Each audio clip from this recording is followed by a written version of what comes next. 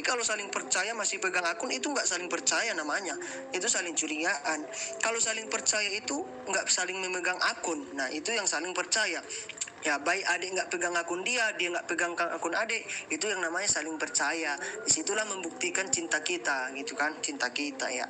Ya, terus, nah yang kedua, eh, masalah karakternya tadi itu, nah masalah pelampiasan ke wanita dan juga harus ketika main unfollow fallback lagi, itu sifat anak-anak gitu. Jadi kalau menurut saya dengan masa-masa seperti itu, carilah pasangan yang benar-benar dewasa ya, baik secara jasmani, baik secara rohani, carilah.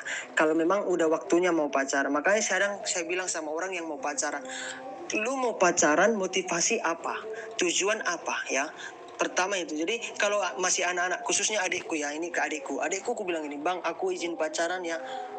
Boleh, gue bilang itu. Tujuanmu pacaran, motivasimu pacaran apa? Ya pacaran aja. Nah, saya bilang, nggak boleh. Saya bilang nggak boleh. Kalau dia bilang, bang, tujuanku pacaran supaya mengenal dia ke tahap pernikahan. Tuh kalau dia bilang, umurmu berapa? Saya tanya. 20 bang. Ya, 21 atau 19 begini. Oh nggak boleh. Saya bilang, targetkan umurmu pacaran segini, kamu baru pacaran, silakan pacaran gitu. Saya bilang kayak gitu. Karena takutnya nanti berpacaran main-main. Nah gitu, sehingga mengakibatkan dosa. Makanya saya katakan lebih baik kamu pacaran di saat kamu sudah layak pacaran, dewasa, bisa mengatasi, bisa membagi waktu, bisa begini-begini, oke gitu. Nah, jangan sampai nanti kamu pacaran masih anak-anak, sifat kayak anak-anak, seperti itu terjadi gitu. Nah, jadi berantem, putus cinta, menangis 7 hari 7 malam, mau bunuh diri. Nah, gitu kan, itu bodoh gitu. Jadi makanya saya bilang lebih baik pacaran memang sudah pas umurmu untuk pacaran. Tapi terkadang orang bilang, bang kan umur nggak dikategorikan kedewasaan ya, tapi kalau memang udah memang umur muda pas, memang masih nggak apa-apa, umurmu masih 20-19, tapi kamu udah dewasa, mengatasi masalah bisa, ya silahkan pacaran. Nah, tapi kalau masih belum berpikiran, kamu belum, masih sifatmu masih kayak anak-anak, ya jangan pacaran dulu, gitu, supaya nanti nggak menjadi masalah, gitu. Nah, tapi kalau mengatasi sifat seperti ini, langsung benar-benar saya katakan sama kamu, tinggalkan cowok ini, karena ini tidak baik, ya, karena ini kurang baik,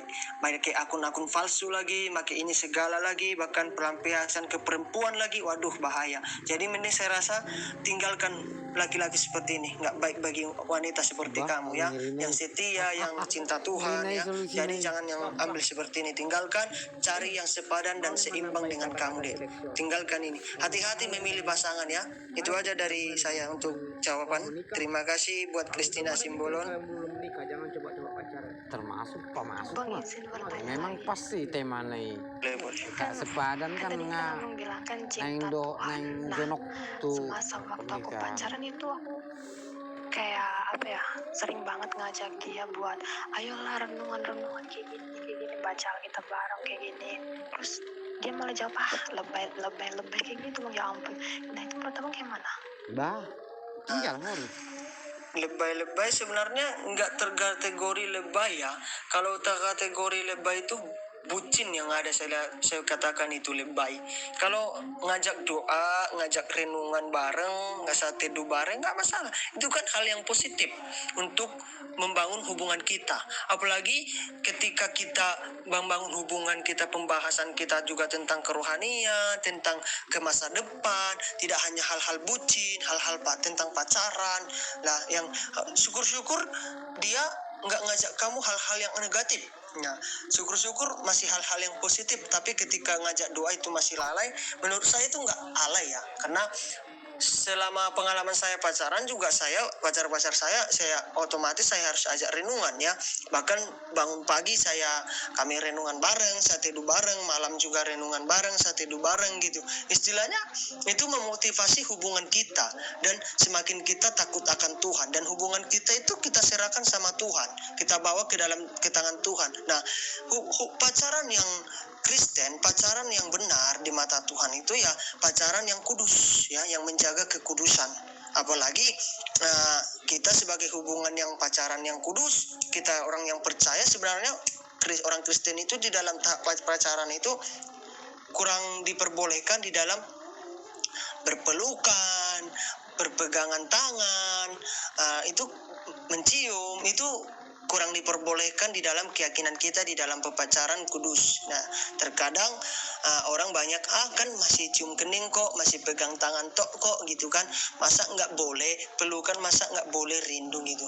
Ya, secara kita manusiawi nggak masalah, tetapi sedalam kerohanian kita cinta Tuhan itu tidak baik ya, akan menimbulkan dosa. Nah, menurut saya itu yang tadi itu kamu ajak dia renungan, ajak berdoa, sate bareng gitu kan, itu nggak alay, itu hal yang biasa.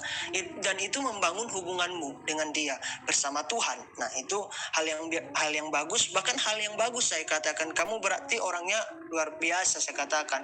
Justru kamu akan Tuhan kasih yang spesial. Jadi gini, kalau dia meninggalkan kamu karena sifatnya dan karena wanita, dan jangan kamu menangis 7 hari 7 malam dia mengkhianati kamu, jangan. Berarti dia pengkhianatnya. Tuhan akan memberikan kamu yang lebih daripada dia yang terbaik untuk kamu. Jadi jangan menangis 7 hari 7 malam nggak bisa tidur sampai tisu habis ya. Untuk laki-laki yang brengsek seperti itu, jangan. Berarti itu pengkhianat yang tidak baik bagi kamu. Nanti Tuhan sediakan bagi kamu yang terbaik dan yang sesuai dengan kamu yang sepadan. Ya, seperti itu. Boleh baik le. Itu baik. Dalam itu. Tadi sangat tertarik ya tentang berbicara tentang apa ya, tentang karakter tadi. Aku cuma bilang gini aja sebenarnya. Jangan tertipu dengan hal-hal yang kelihatan gitu. Banyak juga laki-laki yang ngajak renungan, yang apa juga, tapi tujuannya lain gitu. Jadi bagaimana sih sebenarnya kita dapat melihat karakter seseorang itu bukan dilihat daripada dia ketika dia itu merasa senang gitu, atau ketika kita sama-sama masih senang gitu. Karakter itu tidak akan terlihat kalau mata-mata kayak gitu. Tapi kalau karakter yang terlihat itu sebenarnya bagaimana ketika kita si laki-laki ataupun seperempuan itu ketika dalam masalah, maka di situ keluar aslinya. Percaya kalau orang yang udah ditekan dalam masalah, dalam keadaan, pasti akan keluar sifat aslinya. Disitulah kita dapat menilai karakter dan attitude seseorang. Tapi kalau kita hanya menilai ketika kita ajak doa, ya mau, renungan mau, ya iblis kan memakai hal-hal ini untuk menjatuhkan orang gitu, untuk menjatuhkan banyak orang, banyak yang ditipu dengan hal-hal yang berbaur dengan kerohanian, menutupi segala kebusukan dengan hal-hal yang berbau rohani. Jadi jangan sampai tertipu, itu aku di sini, like-like juga jangan sampai tertipu. Tapi nilailah seseorang itu ketika dia dalam keadaan terjepit, ketika kita memberikan dia suatu tekanan, baru di situ akan asli karakternya yang sebenarnya. Itu yang dinamakan dengan integritas. Makanya kita butuh integritas dalam hidup, bukan seperti manipulasi dalam untuk agar kita kelihatan baik di depan pasangan atau di depan orang. Yang kita butuhkan sebenarnya cuma integritas, maka akan kelihatan karakter kita bagaimana. Mungkin gitu itu Christina Simbolon mengenai tentang itu kalau karakter yang tadi yang manipulasi yang dibilang itulah pakai topeng tadi yang saya katakan masih penuh dengan kebohongan. Jadi kalau yang seperti Lai Banjarnahor bilang tadi Christina, lihatlah karakternya memang ketika diterjepit, tapi ketika dia terjepit di dalam masalah tapi dia datang kepada manusia, sama aja saya katakan itu sia-sia. Kita lihat juga kalau di dalam hal tersebut kita lihat karakternya, tapi dia tetap datang kepada Tuhan seperti tadi kamu ngajak dia saat teduh. Justru di situ ketika dia ada masalah, kita lihat karakternya, terus kita ajak dia berdoa untuk supaya masalah ini selesai, bisa menyelesaikannya lewat doa-doa juga. Tapi kalau dia masih nggak mau, itu juga kurang bagi saya. Jadi ya lihatlah ketika ada masalah, sama ketika tadi kamu ngajak dia saat teduh, berenungan, itu juga salah satu hal penting gitu. Nah, itu aja tambahan sedikit lagi.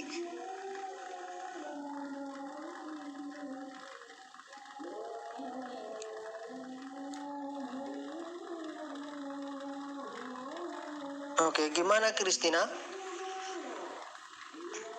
Jadi gimana lah bang, menurut abang cara move on? Cara move on? Move onnya? Iya, move on aja. Iya, kayak gini loh bang, kan aku putus sama dia bulan Februari kemarin. Nah udah hampir 3 bulan itu aku udah kayak berusaha move on kayak gitu. Terus akhirnya dia muncul lagi, dia chat nggak aku balas bang, tapi karena dia sombong kayak aku balas sebelumnya. Terus tiba-tiba dia minta maaf sama Kagak, dia ngomong, tadi kan lu nelfon ayo sore buka lembaran baru, aku berubah jam gini, kayak 1, gini. Nah jauh aku ya. bingung banget bang.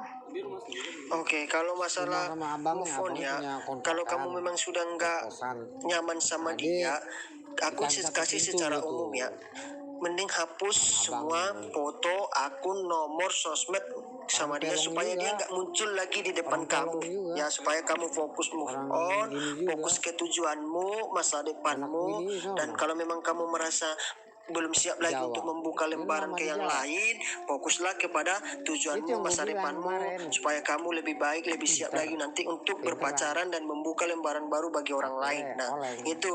Dan juga kamu harus memang bisa move on dan kamu bisa menerima orang lain di dalam hatimu. Jangan kamu move on tapi kamu tidak membuka hati untuk orang lain. Itu yang kamu akan bakal sulit untuk move on kepada laki-laki yang lain yang tadi. Nah, Tapi itu kalau nggak ketika ngerti. kamu mau move on, juga kamu Kalau itu membuka gua nggak diri ngerti, ya. kepada orang lain dan kamu memang udah siap membuka diri ke Karena orang dia lain, silakan kerja buka sama dia supaya kamu bisa move on. 4 bulan. Tapi bukan berarti ketika kamu putus mau move on dan kamu ada datang kepadamu laki-laki, jangan kamu langsung menerima, karena nanti kamu itu akan menyakiti laki-laki itu. Maaf kata, bukan saya membuat kamu menjas jadi. kamu ya, tapi itu akan nanti menyakiti laki-laki, itu akan menjadi pelampiasan bagi dia, pelampiasan kamu bagi dia. Karena ketika kamu putus, merasa kosong, merasa hampa, ada laki-laki nih yang mengisi kekosongan hatimu yang lagi yang lagi galau gundalana ini. Nah, ketika ada yang datang, kamu terima. Nah, kamu terima, tapi kamu tidak benar-benar sayang dan cinta dan suka kepada dia, hanya karena kamu lagi kosong dan butuh itu. Nah, dan itu juga salah satu untuk membuat kamu move on. Tapi itu juga menyakiti kamu, untuk kamu bahkan masih susah lupa untuk dia, karena kamu dasarnya tadi itu pelampiasan. Nah, makanya saya bilang tadi, cara untuk move onnya, mending kamu secara umum hapus semua akun sosmed dia dari kamu, hapus foto-fotonya semua, fokus pada tujuanmu. Nah, fokus pada masa depanmu, dan kamu buka hati ke orang lain kalau udah siap. Kalau tidak siap, fokuslah kepada masa depanmu itu. Nah, gak usah pikiran hal-hal seperti itu, pasti itu bisa move on. Karena aku alami, aku memang susah move on ya. Aku banyak memang pengalaman tentang hal-hal ini banyak sekali. Jadi itu fokus aja. Aku fokus kepada perkuliahanku ya, karena aku posisi itu lagi kuliah teologi. Jadi aku harus fokus ke kuliahku ini supaya nggak terhambat ya oleh karena perempuan ya.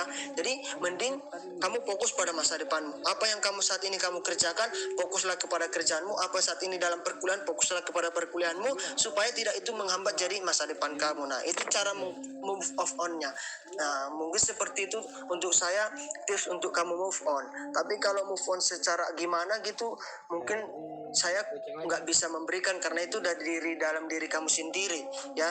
Bagaimanapun dikasih tips untuk kamu move on, tapi dari kamunya susah, itu bakal susah gitu. Jadi kembali